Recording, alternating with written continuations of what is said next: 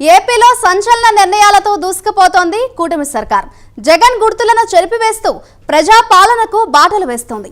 ఇంకోవైపు జగన్ పేరుతో ఉన్న పథకాలకు పేర్లు మారుస్తూ వాటికి మహనీయుల పేర్లు పెడుతూ సరికొత్త మార్పుకు నాంది పలికింది. స్ఫూర్తి ప్రదాతల పేర్లతో సరికొత్త సాంప్రదాయానికి తెరలేపింది. పథకాల పేర్లు మార్పు విషయంలో డిప్యూటీ సీఎం పవన్ కీలకంగా వ్యవహరించినట్లు తెలుస్తోంది. ఇంతకు ఏ పథకాలకు పేర్లు మార్చారు? పేర్లు మార్చడం వెనుక ఎటువంటి సందేశం ఇచ్చినట్లయింది? ప్రజలు కట్టే పన్ను డబ్బులతో అమలు చేసే పథకాలకు జగన్ తన సొంత పేరు పెట్టుకోగా మహనీయుల పేర్లు పెట్టిన కూటమి సర్కార్ ప్రజలకు ఏం చెప్పాలనుకుంటోంది? పాలనలో పవన్ మార్క్ స్పష్టంగా కనిపిస్తోందా?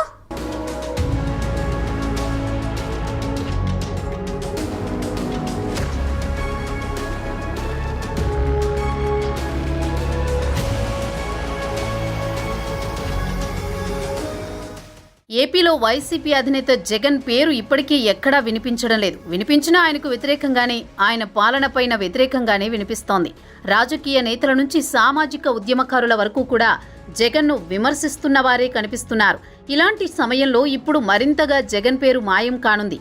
ఈ మేరకు కూటమి ప్రభుత్వం సంచలన నిర్ణయం తీసుకుంది.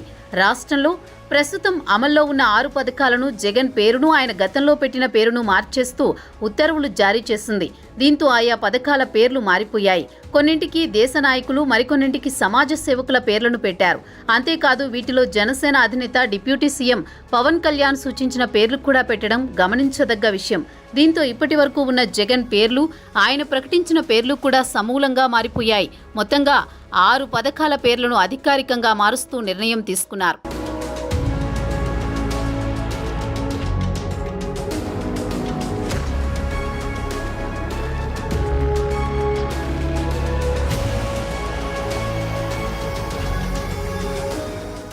సంక్షేమ పథకాలు అమలు చేసేది ప్రజాధనంతోనే. మరి ఆయా సంక్షేమ పథకాలకి పాలకుల పేర్లు ఎందుకు పెట్టుకుంటారు?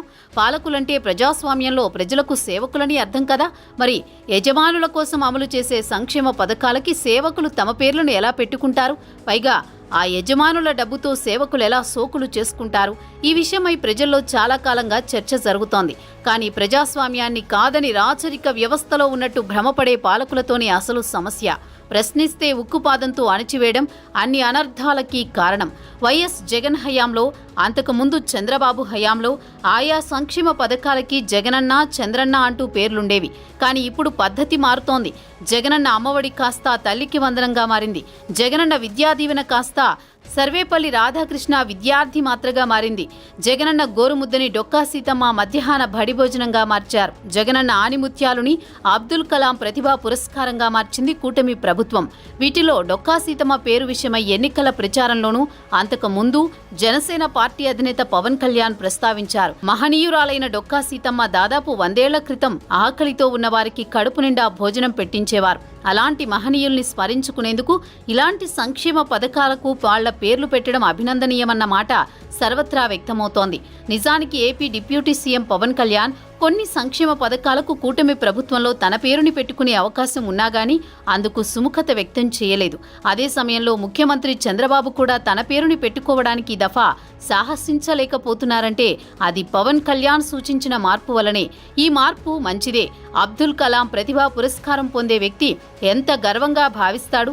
అదెంతో మందికి స్ఫూర్తిగా నిలుస్తుంది. మరి అలాగే సర్వేపల్లి రాధాకృష్ణన్ విద్యార్థి మిత్ర కూడా మధ్యాహ్న భోజనం తినే విద్యార్థులు డొక్కా సీతమ్మ గొప్పతనాన్ని తెలుసుకుని వారు కూడా 10 మందికి కడుపు నింపాలన్న ఆశయాన్ని మనసులో ఏర్పరచుకునే అవకాశం ఉంది.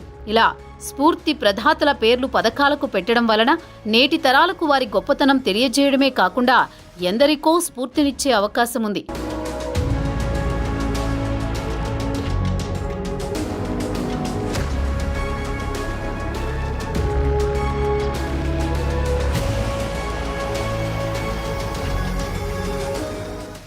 సంక్షేమ పథకాల పేర్ల విషయంలో కూటమి ప్రభుత్వం అన్ని జాగ్రత్తలు తీసుకుంటోంది.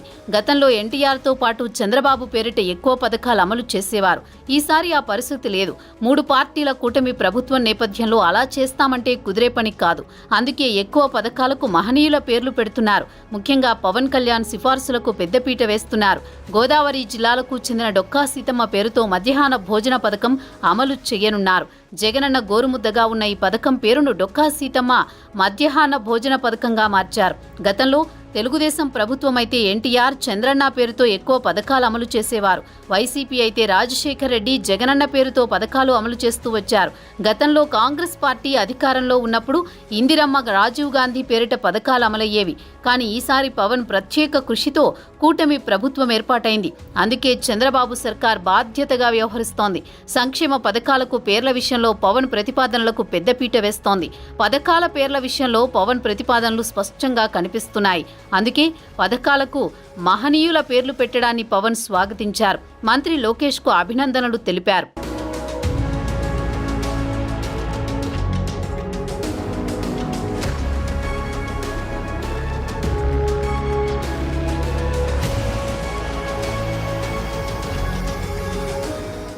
పవన్ కళ్యాణ్ కు జాతీయవాదం ఎక్కువ, మోదీపై కూడా అభిమానానికి అదే కారణం. ఇప్పుడు అబ్దుల్ కలాం, సర్వేపల్లి రాధాకృష్ణన్ లాంటి మహనీయుల పేర్లు పథకాలకు పెడుతుండడం వెనుక పవన్ చొరవ ఉంది.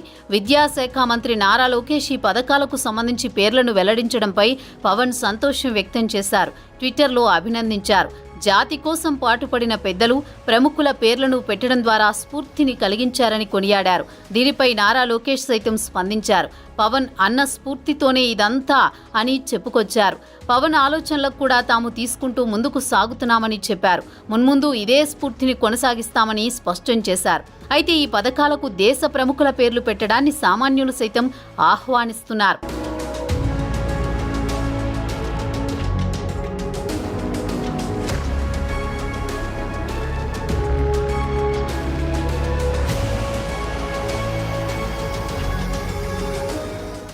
అయితే పేర్ల మార్పు విషయంలో చర్చనీయాంశమవుతున్న పేరు డొక్కా సీతమ్మ.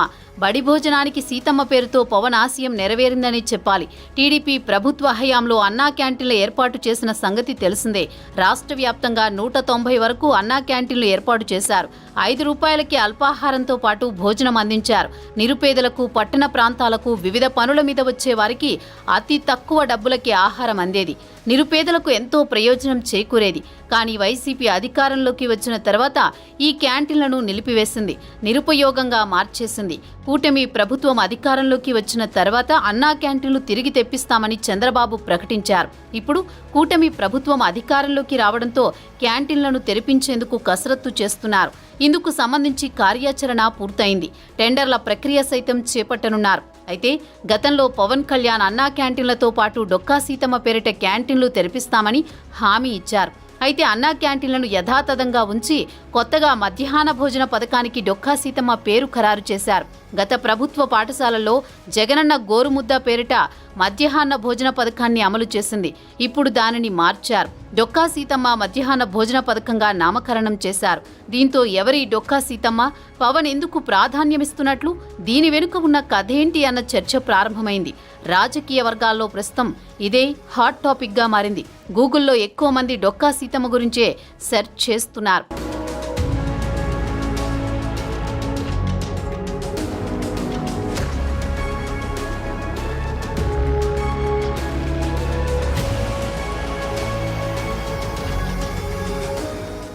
డొక్కా సీతమ్మ ఉభయ గోదావరి జిల్లాలో నిత్య అన్నదాతగా, అన్నపూర్ణగా ప్రసిద్ధి చెందారు. గోదావరి ప్రాంతాల్లో ఆకలితో ఉన్నవారికి అన్నం పెట్టిన అన్నపూర్ణగా గుర్తింపు పొందారు. గోదావరి జిల్లాలో లంక గ్రామాలకు తరచూ వరదపోటు ఉంటుంది. ఆ సమయంలో వందలాది మంది నిరాశ్రయులవుతారు. అటువంటి వారందరినీ ఆదుకుని వసతి, భోజన సదుపాయాలను కల్పించిన మహనీయురాలు డొక్కా సీతమ్మ. అన్నదానం చేసి మానవత్వానికి అర్థం చెప్పిన డొక్కా సీతమ్మ పేరు భారతదేశ వ్యాప్తంగా అప్పట్లో మారుమ్రోగింది. డొక్కా సీతమ్మ చరిత్రను తెలుసుకున్న పవన్ చలించిపోయారు. ఆ మహనీయురాలి పేరిట ప్రభుత్వ పథకాన్ని అమలు చేయాలని భావించారు. ఎన్నికలకు ముందు పార్టీ శ్రేణులతో సైతం ఇదే విషయాన్ని చెప్పుకొచ్చారు. కూటమి ప్రభుత్వం అధికారంలోకి వస్తే డొక్కా సీతమ్మ పేరిట క్యాంటీన్లు ఏర్పాటు చేస్తామని ఎన్నికల ప్రచారంలో హామీ ఇచ్చారు. అయితే ఇప్పుడు మధ్యాహ్న భోజన పథకానికి ఆమె పేరు పెట్టడం విశేషం.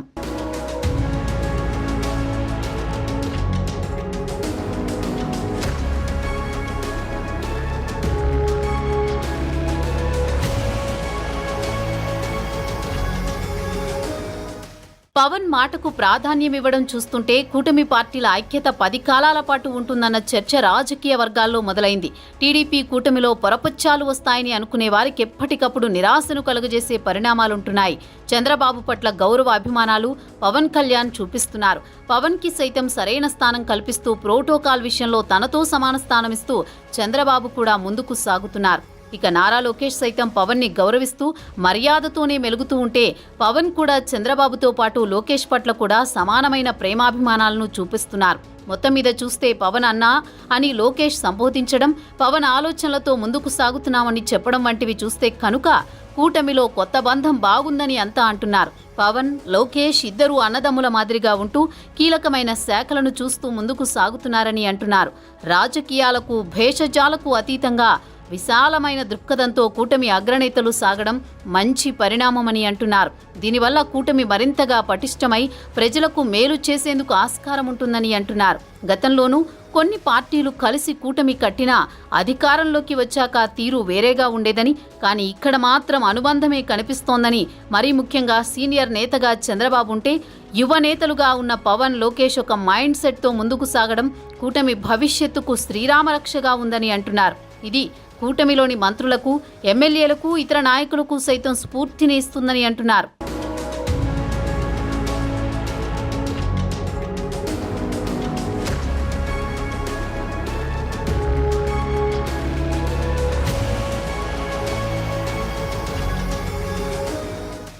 ఎన్నికల ముందు ఆ తర్వాత టీడీపీ జనసేనల మధ్య చిచ్చు పెట్టాలని వైసీపీ చేయని ప్రయత్నం అంటూ లేదు.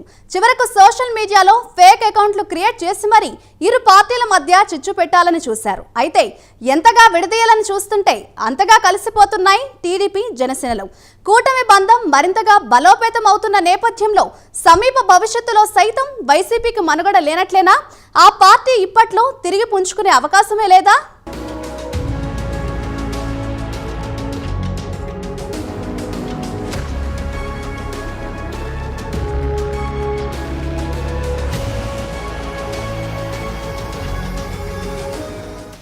జనసేన టీడీపీల బంధం చూడముచ్చటగా కొనసాగుతోంది. పరస్పర త్యాగాలతో జట్టు కట్టిన రెండు పార్టీలు ఎన్నికల ముందు నుంచి ఐక్యమత్యంతో ముందుకు సాగుతున్నాయి. ఎంతగా విడగొట్టాలని చూసినా వైసీపీ కుట్ర సక్సెస్ కాలేకపోయింది. ప్రభుత్వం ఏర్పాటు చేశాక కూటమి బంధం మరింత దృఢంగా ముందుకు సాగుతోంది. పరస్పరం గౌరవించుకుంటూ ఒకరి అభిప్రాయాలకు ఒకరు విలువ ఇస్తూ ముందుకు సాగుతున్నారు. దీంతో ఇక ఇప్పట్లో వైసీపీకి కోలుకునే అవకాశం కూడా ఉండకపోవచ్చన్న చర్చ రాజకీయ వర్గాల్లో వినిపిస్తోంది.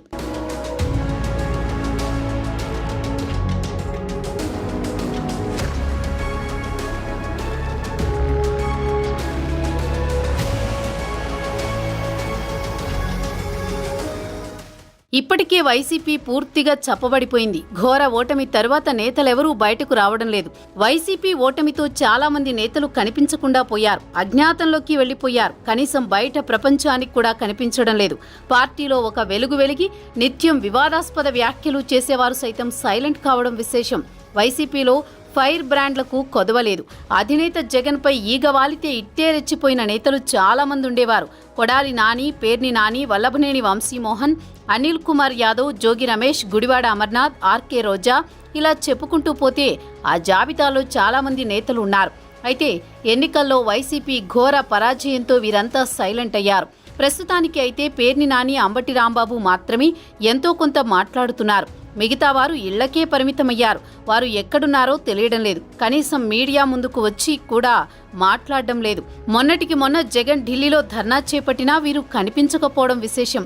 కొద్ది రోజుల పాటు సైలెంట్గా ఉండడమే సేఫ్ అని వీరంతా భావిస్తున్నారు. దాడులతో పాటు కేసులు తప్పవని ఒక అంచనాకు వచ్చారు. అందుకే సొంత వ్యవహారాలకి పరిమితమవుతున్నారు. క్యాడర్కు భరోసా ఇవ్వాల్సిన వారు ఇలా సైలెంట్ కావడంపై పార్టీ శ్రేణుల్లో భిన్నమైన కామెంట్స్ వినిపిస్తున్నాయి. అధికారంలో ఉన్నప్పుడు దర్పాన్ని ప్రదర్శించి వివాదాస్పద వ్యాఖ్యలు చేసిన వారి విషయంలో వైసీపీ శ్రేణులు ఒక రకమైన అభిప్రాయంతో ఉన్నారు. మొత్తంగా చూస్తే ఇప్పట్లో వైసీపీ మళ్లీ పుంజుకునే అవకాశం కనిపించడం లేదని రాజకీయ వర్గాల్లో చర్చ జరుగుతోంది.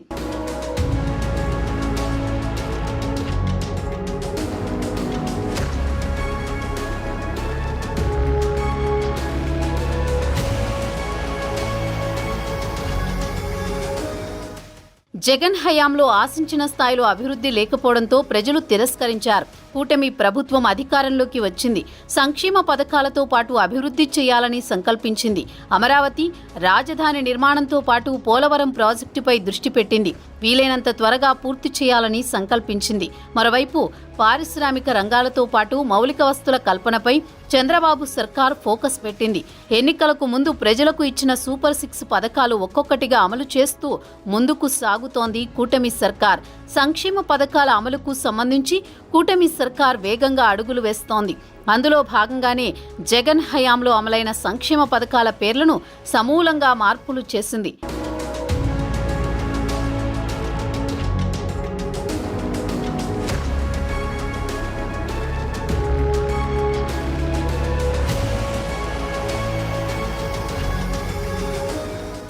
కూటమి పార్టీల ఐక్యమత్యం చూసి వైసీపీలో నేతలంతా ఇక ఇప్పట్లో తమకు మళ్లీ అధికారం దక్కదని, వైసీపీకి గుడ్ బై చెప్పకపోతే రాజకీయ మనుగడే ఉండదన్న నిర్ణయానికి వచ్చేశారట. ఇంకోవైపు ప్రజలకు కలుసుకునేందుకు, పార్టీని గాడిలో పెట్టేందుకు పార్టీ అధినేత జగన్ ఎలాంటి ప్రయత్నాలు చేయడం లేదనే టాక్ వినిపిస్తోంది. దీంతో ఇక పార్టీలో ఉండి ప్రయోజనం లేదని భావిస్తున్న చాలా మంది నాయకులు పార్టీ మారేందుకు రెడీ అవుతున్నారు. వైసీపీలో ఉన్న నాయకులకు షెల్టర్ అవసరం ఉంది. దీంతో ఆ పార్టీ వైపు నుంచి నాయకులు జంపు చేసేందుకు రెడీ అవుతున్నారు. అయితే రాజకీయాల్లో సెంటిమెంట్లకు పెద్దపీట వేస్తారనే చర్చ ఉన్న నేపథ్యంలో జంపింగ్ నాయకులు కూడా ఇప్పుడు ముహూర్తాలు చూసుకుంటున్నారు. ప్రస్తుతం ఆషాఢం నడుస్తుండటంతో చేరికలకు ముహూర్తాలు లేవని తెలుస్తోంది. దీంతో నాయకులు వెనుకంజ వేస్తున్నారు.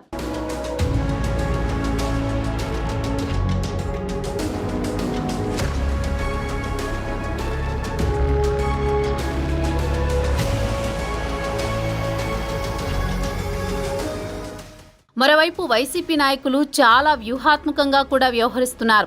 అధికార పార్టీ విషయంలో ఎలాంటి విమర్శలు చేయకుండా చాలా మౌనంగా ఉంటున్నారు. ఇదంతా గమనిస్తున్న వారు పాపం వారింకా ఓటమి నుంచి కోలుకున్నట్టు లేదని వ్యాఖ్యలు చేస్తున్నా అసలు వాస్తవం అది కాదని, రేపో మాపో పార్టీ మారేందుకు రెడీ అయిన నేపథ్యంలో ఇప్పుడు వైసీపీని వెనకేసుకురావడం ఎందుకన్న ఉద్దేశంతోనే వారలా సైలెంట్గా ఉంటున్నారని సమాచారం. ఇక జంపు చేయాలని భావిస్తున్న నాయకుల జాబితా చూస్తే పెద్దదిగానే ఉందని అంటున్నారు పరిశీలకులు. విశాఖపట్నం, ఉభయ గోదావరి జిల్లాలో వైసీపీ ఖాళీ అయినా ఆశ్చర్యం లేదనే టాక్ జోరుగానే వినిపిస్తోంది. అదే సమయంలో ఏలూరు, చిత్తూరుల నుంచి కూడా పెద్ద ఎత్తున చేరికలుండే అవకాశం కనిపిస్తోంది. అయితే వారంతా కూటమి పార్టీలో ఏ పార్టీలో చేరతారు, వారి చేరికకు గ్రీన్ సిగ్నల్ లభిస్తుందా అన్నది సర్వత్రా చర్చనీయాంశమవుతోంది.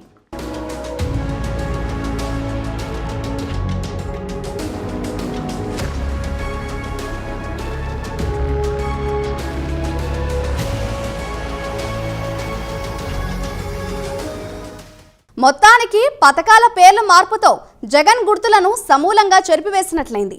ప్రజలు కట్టే పన్నుల డబ్బుతో సంక్షేమం ఇస్తూ ఏదో తమ జేబుల్లో నుంచి తీసి ఇస్తున్నట్లుగా సొంత పేర్లు పెట్టుకుంటున్న సాంప్రదాయానికి చెక్ పెడుతూ పవన్ కళ్యాణ్ తీసుకొచ్చిన సరికొత్త మార్పును అందరూ స్వాగతిస్తున్నారు. పాలనలో తనదైన మార్కు చూపిస్తూ ముందుకు సాగుతున్న పవన్ మున్ముందు ఇంకెన్ని మార్పులను చూపిస్తారో అన్నది తేలాల్సి ఉంది.